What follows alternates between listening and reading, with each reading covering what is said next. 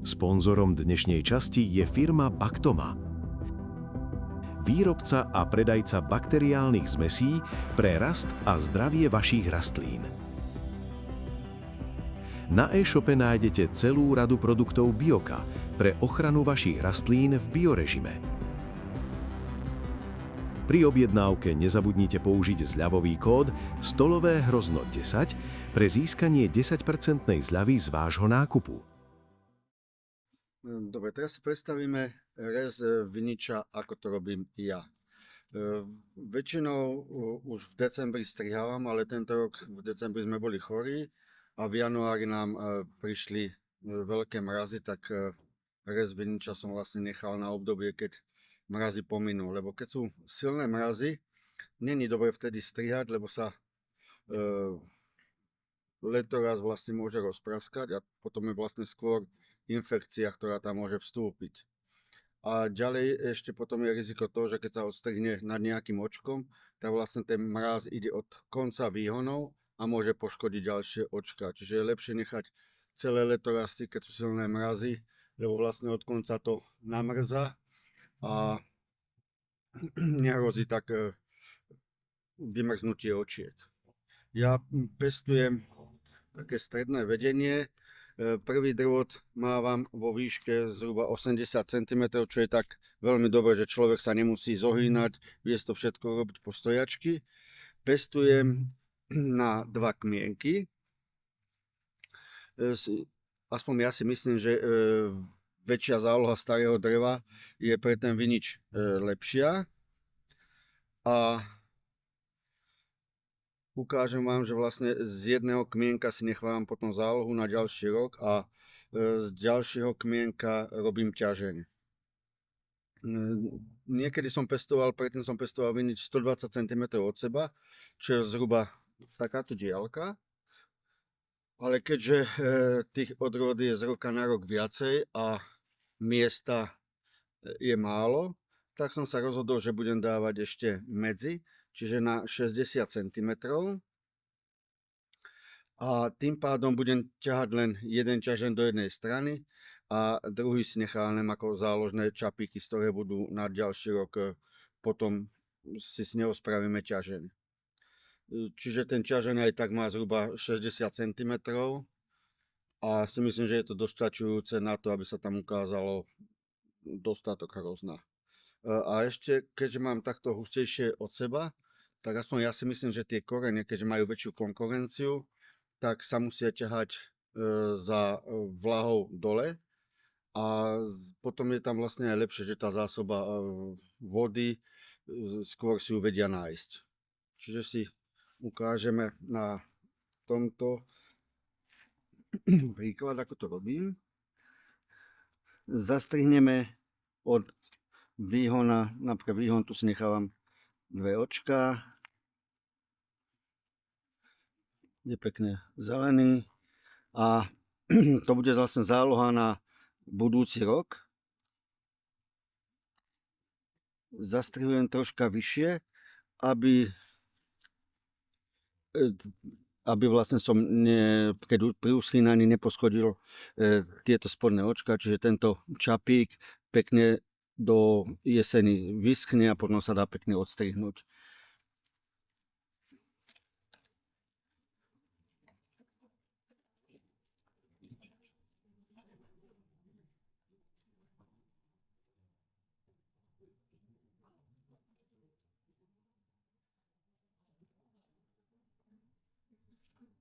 To ďalšie tiež takto odstrihneme za výhonkom, troška ďalej.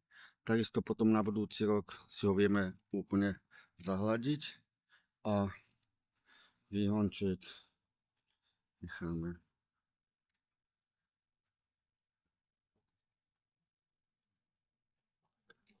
Zhruba takto.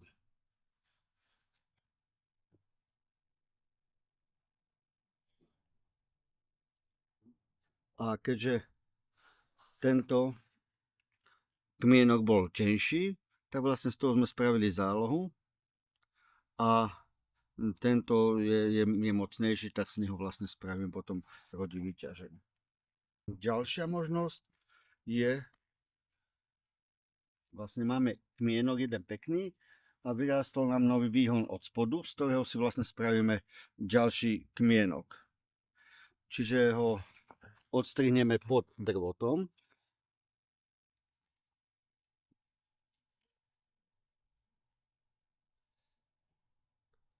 Vlastne tu máme očko, tak je vždy dobre strihať ho, aby keď bude na jar slziť, aby vlastne nezaslzilo očko a tým pádom by bolo neplodné. A takisto tento kmienok je už silný, zastrihneme za ním.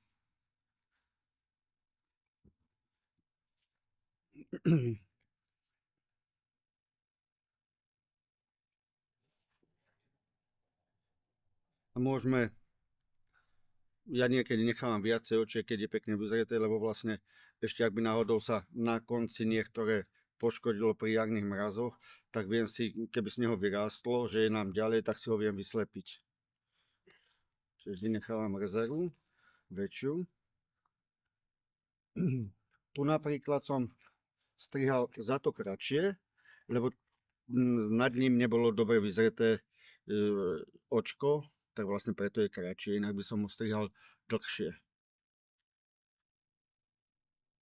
No tu je ďalšia možnosť, keď napríklad máme kmienok, máme ťažeň, ale na jar nám vlastne premrzli výhonky a išlo zo záložných očiek a tie výhony nevyzreli veľmi dobre do zimy, ale napríklad posledný je veľmi pekne narastený, tak som ho nechal tento na celú dĺžku, ktorú potrebujeme a vie sa vlastne ohnúť takto a bude nám vlastne robiť funkciu tohto hlavného ťažňa.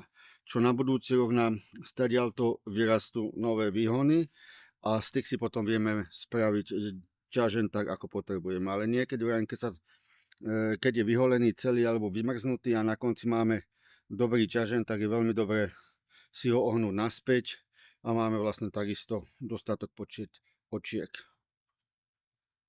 Ďalej, čo sa týka, keď sú malé rany, tak ja to nezatieram, ale keď sú väčšie rany, tak môžeme použiť, mám tu napríklad takýto štepársky vostík, ktorý si vieme vlastne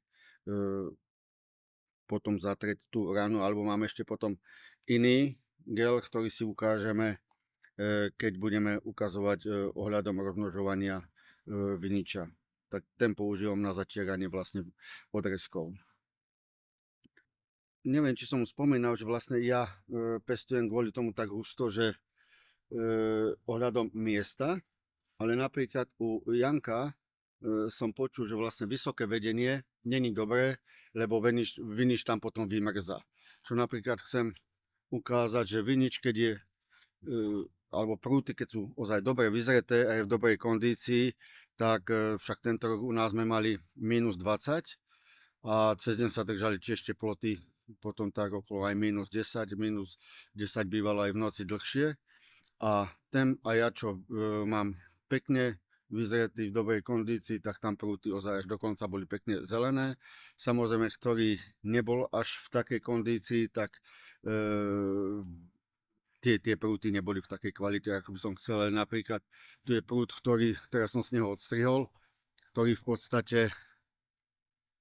vidno, že je koniec. Tu som ho teraz odstrihol. Krásne zelený riez, a čiže vo výške a prežil vlastne ozaj tie zimy a nič mu není. Čiže tam, či vedenie vysoké, tak si myslím, že tie mrazy to tak neovplyvňujú. Ovplyvňuje to vlastne kvalita a kondícia tých výhonov. Napríklad, keď bolo pred tými 7 alebo 8 rokmi, keď tu bolo minus 30, tak tam nevydržali žiadne prúty. Všetky sadenice išli od zemi. Jedine dve odrody zo starého dreva, to dokonca aj na pergole, vyrášili, a to bol slovenský premiér a talizman odroda. Ostatné všetky odrody išli od spodu. Akože minus 30, dokonca čo som aj podpníky pripravené na štepenie, dokonca aj tie zmrzli, že nebolo tam vôbec drevo životaschopné. Napríklad chcem ešte ukázať jednu možnosť pre niekoho, kto sa bojí, že keď bude na jar ohýnať prúty, že sa môže zlomiť. Toto je vlastne, čo som vravil, že dlhší výhoň, ktorý si teraz vlastne môžeme odstrihnúť, ktorý je pekne vyschnutý.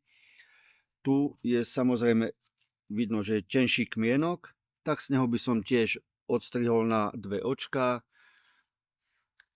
A tu, kto sa bojí napríklad tento prúd, že by na jar chcel, že si tuto odstrihne a tento prúd si chce nechať a si ho uviazať, ale bojí sa, že môže mu zlomiť, tak niekedy aj ja si spravím tak, že by som ešte odstrihol tu, alebo pre takých, čo sa boja, že si môžu odstrihnúť tu a keby sa tento im nepodarilo zohnúť a že by nebol ozaj vhodný, tak alebo si ho vlastne pri tom ohýbaní zlomia, môžu si ho odstrihnúť, môžu si nechať možno tiež jeden čapík, že budú mať zálohu a odstrihnú si ho tu a tento použijú ako ťažeň. Čiže niekedy, keď je veľmi rizikové ohýnanie, tak je možno si nechať niečo, ešte jeden prúd do zálohy, ktorý viem potom vyhodiť, keď ho nebudem potrebovať. Napríklad pri tomto som tu dosádzal novú sadenicu, čiže tam zostáva dosť veľký priestor, tak som nechal ťažen aj na jednu, aj na druhú stranu a uvidím, či tu nechám nejaké výhonky, ak sa na nich objaví hrozienko. Samozrejme nechám možno 1, 2, aby veľmi netienili tejto novej sadenice, ale vlastne využívam priestor, ktorý by bol zbytočne prázdny.